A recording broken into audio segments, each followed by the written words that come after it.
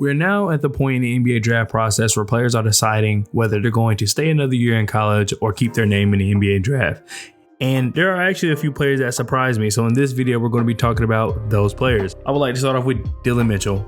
I personally did not have a high grade on Dillon Mitchell. It was more so really just because he did not look like he wanted to shoot. And I know he mentioned that just wasn't what the team needed and he wanted to win. Great answer. However, it does just have me worried that he just wouldn't shoot. So it's good to see him go back to college. He has all the defensive tools to be a good player in the NBA. Definitely he will be a good wing. I think he can guard 1 through 4 pretty easily. He's athletic enough to make for his defensive mistakes. So you add that with him being able to learn how to defend, there's no way he won't be a high level defender. Like I said, I was just worried about his offensive game. So if he goes back to Texas and it shows that he can do a little more offense, there's no doubt that he will be a first round pick like many mocked him to be at the beginning of the year. Next is Adem Bona, who is a big man out of UCLA. He decided to return back to UCLA, and it actually surprised me just because of the fact that I think he's a really good rim runner. He was more of an early second round, maybe late first round, but you cannot deny his athleticism, the way he's able to run the floor, the way he's able to protect the basket. That is something every team needs. He always just finds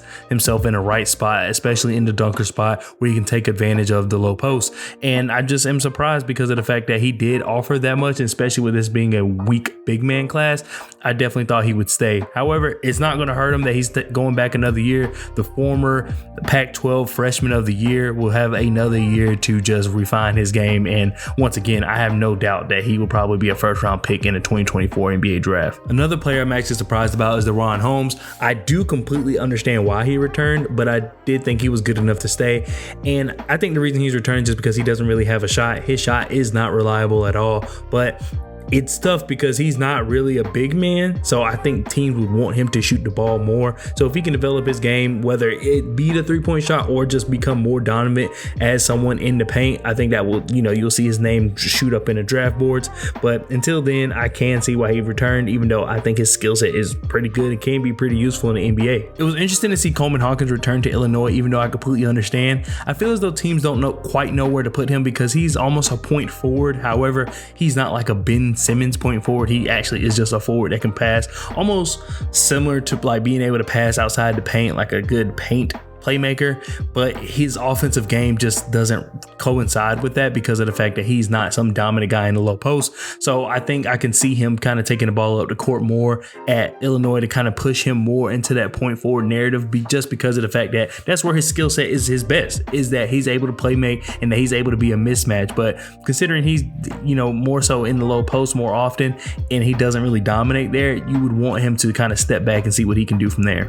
That's a good segue to his teammate Terrence Shannon Jr., who I think this was the year for him. I'm surprised just because of the fact that he's been in college for so long and he's had up and down seasons all over the place. So I'm just surprised because I think this was the year to do it. So I'm very interested to see what happens next year. He's a scorer, but he's just not as an efficient scorer as you would like. And then he doesn't really offer that much in terms of skill set outside of his scoring. And so with his scoring being kind of, subpar in a way, you just want him to be able to just find another skill to pair with his scoring ability. And then maybe that you will look past his inconsistencies on offense. But when he's hot, he's hot. So if he has another season next year where he comes out guns blazing like he did last season, I think that he could really find himself being drafted, even though that will be his 5th year in college. Judah Mintz from Syracuse is another very interesting prospect that decided to return to college. I think it was smart. However, I do believe he had the skill set. He did not measure the way teams probably wanted him to, so that's probably a reason. And then also, a lot of people were concerned about his on-ball defense, his point of attack defense, because Jim Boeheim had them playing a zone at Syracuse. Now, with Jim Boeheim gone,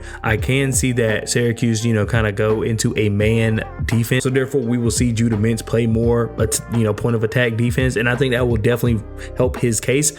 And also, a lot of people are saying that the class next year is weak. So him being able to do that, and then just him improving on his 3-point shot, I think they'll be there. The free throw percentage is there, so I have no doubt that eventually he will be able to increase that 3-point percentage. And then he's playing along with JJ Starling as well. So therefore, I think a lot of the pressure offensively will be taken off him. I do believe Judah Mintz, you'll see him more as a lead guard and have Starling more as the 2 guard. But it'll be very interesting to see how those two play together. And I think it will actually help them both out, that pairing. The player I'm most surprised to see go back is Trey Alexander from Creighton. I think Trey Alexander is a outstanding basketball player. I really had a late first round grade on him. Kinda. It was like, I think I had him at 32 or 31. But it's just interesting because, like I said, I do believe that he has the ability to play at the NBA level. I mean, he has good size. He's able to score. He's pretty active on defense. I'm not going to say he's some worldly stopper, but he is pretty active on defense, and you just can't ignore his feel for the game. I'm not surprised with him going back, however, just because of the fact that I think Creighton has a chance of kind of, going deeper into the NCAA tournament. Also, I feel like Ryan Kalkbrenner, and then you add in Trey Alexander to that. I just feel like those two together will just have a good pairing, and I think that will help both their draft stock, just seeing them kind of play off each other. Thank you so much for watching. This has been Draft Nerds. We appreciate you watching the video.